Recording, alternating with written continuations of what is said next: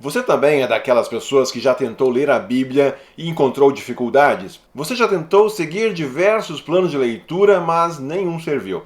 A Bíblia é um livro grosso demais, com autores diversos, escrito numa época longínqua, com narrativas de uma cultura muito diferente da nossa.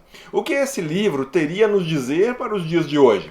Será que existe uma maneira de se aproximar do texto bíblico e ler o seu conteúdo de modo que faça algum sentido? Vem comigo, vamos conversar sobre isso.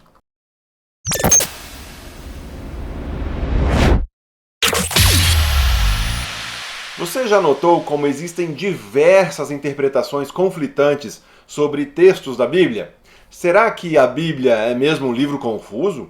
Um fato que notamos entre os cristãos é que sim, existe uma leitura fragmentada que faz com que muitos vejam as Escrituras como uma verdadeira colcha de retalhos. Se comparado com tantos outros livros, a Bíblia parece não contar uma única grande história. Por isso, muitos acham que não é necessário ler e compreender a Bíblia como um todo.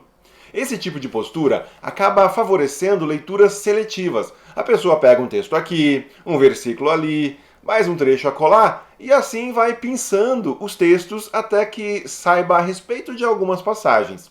O que acontece é que doutrinas e conceitos vão se criando a partir desse tipo de leitura seletiva. Mas será que basear uma doutrina em meia dúzia de versículos é o suficiente para afirmar que essa doutrina é bíblica? Ou que seja realmente cristã?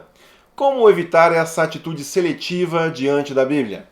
Para entendermos os 6 temas fundamentais para uma boa e coerente compreensão das Escrituras, eu quero convidar você a imaginar um mapa. Quando você acessa o site de mapas do Google ou de um GPS, certamente você já olhou lá o Google Maps. Você já deve ter notado que tem lá a função de distanciar e aproximar. Então você vai aproximando o mapa e vai aparecendo os detalhes. Então quando você olha o mapa a uma distância muito grande, você enxerga lá os continentes. Você aproxima, começa a aparecer os países. Na medida em que você vai aproximando, por exemplo, do mapa do Brasil, você percebe que ele está dividido em estados. Começa a aparecer os nomes dos estados. E assim você aproxima de um determinado estado, começa a aparecer as cidades, as principais cidades, as capitais, os pontos de referência que te ajudam a te localizar nesse grande mapa. Assim, pode ser mais fácil quando identificamos os grandes temas bíblicos e passamos a nos guiar por essas referências. Podemos nos embrenhar nas avenidas, entrando por ruas menores, vielas, e observar os detalhes sem nos perdermos. Sabemos com o que tudo aquilo se relaciona, teremos as referências, e essas referências ajudarão a nos localizarmos no texto. Se a Bíblia fosse um mapa, imagine que teríamos o mapa do Brasil. Visto de cima, ainda não conseguimos identificar bem os detalhes. Se fôssemos jogados às cegas numa grande cidade onde nós nunca estivemos antes, certamente teríamos dificuldades para nos orientarmos ali, saber para onde ir, não teríamos as referências que nos ajudam a nos localizarmos. É assim que muitas vezes entramos no texto bíblico. Entramos num texto e não conseguimos ver muito sentido, não vemos a relação daquilo com o todo.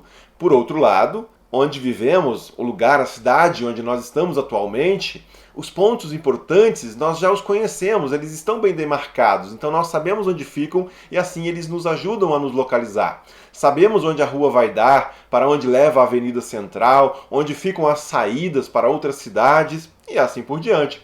Vamos então aos 6 pontos de referência das Escrituras. Lembrando que trata-se de olhar de cima, um vídeo só obviamente não é suficiente para visitarmos cada cidade do mapa. Se a Bíblia for como um país, imagine que eu vou aproximar o suficiente para conseguirmos enxergar os principais estados. Quais seriam estes 6 estados, essas 6 regiões importantes da Bíblia? Se eu fosse escolher nomes que remetem à geografia, meus 6 estados da Bíblia seriam estes: Jardim do Éden, Babel, Canaã, Gólgota, Antioquia e Nova Jerusalém. Mas a ideia do mapa é muito mais ilustrativo. O que eu quero que você visualize são os grandes temas. E os temas são os seguintes. O Jardim do Éden seria a criação.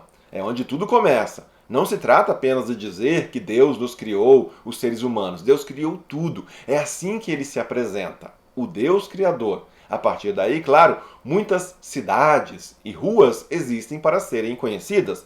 O modo como Deus cria, o fato de criar os seres humanos à sua imagem e semelhança, as atribuições que os seres humanos recebem, o fato da criação ser muito boa e etc. Depois nós enxergamos também Babel, queda. Nesse estado encontraremos também muitas cidades e muitas ruas que nós precisamos conhecer melhor. Veremos o surgimento da serpente, a tentação, a desobediência dos seres humanos. Veremos que esses seres humanos se tornam conhecedores do bem e do mal. Seu trabalho passará a ser algo duro, difícil.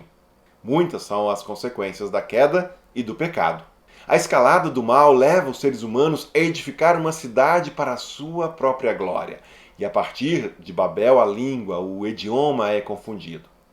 Depois nós temos Canaã, Israel. Aqui é o início do plano de redenção de Deus. A partir de Abraão, Deus forma o que será conhecido como o povo de Israel, o povo de Deus. Então, temas como eleição, bênção, êxodo, 10 mandamentos, terra prometida, promessa, obediência, idolatria e outros são importantes serem conhecidos aqui.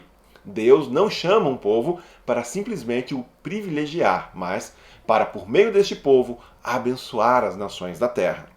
Finalmente chegamos ao Gólgota, redenção. Aqui é a capital, é o centro de tudo. A figura em torno da qual tudo gira é Jesus Cristo. Crucificação e ressurreição são as grandes avenidas a serem exploradas. Mas o que mais interessa aqui é certo caminho, aquele que declarou ser o caminho. Importa ao cristão é ser peregrino numa jornada, mas a jornada certa, que segue por este que é o caminho. Aqui se deve conhecer também a graça de Deus, o chamado ao discipulado, o reino de Deus, as bem-aventuranças, os sinais do reino por meio dos milagres, as imagens do reino contidas nas parábolas, a promessa do Consolador, a ascensão e etc. E temos depois a Antioquia, que vai falar da missão, a missão de Deus. Sim, como em todos os outros estados, aqui também há cidades, avenidas e ruas importantes que precisam ser percorridas.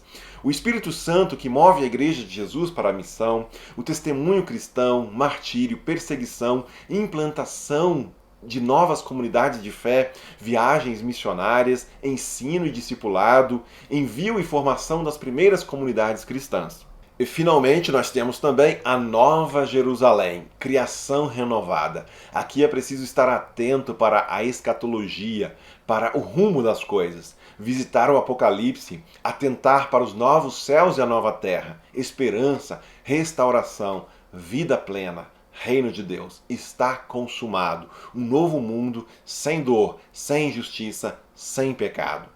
Estes são, portanto, os pontos de referência que devem nos guiar, que ajudam a nos localizarmos nas Escrituras. Um olhar atento perceberá que sim, nós estamos nesse mapa, somos parte da Igreja de Jesus chamada a cumprir a missão desse Deus enquanto aguardamos a plena manifestação do Reino de Deus. E por mais que a Bíblia muitas vezes pareça um livro fragmentado, com histórias separadas, não, ela é um registro, uma revelação ampla e coerente da ação de Deus na história. Deus abençoe vocês, seja você uma bênção.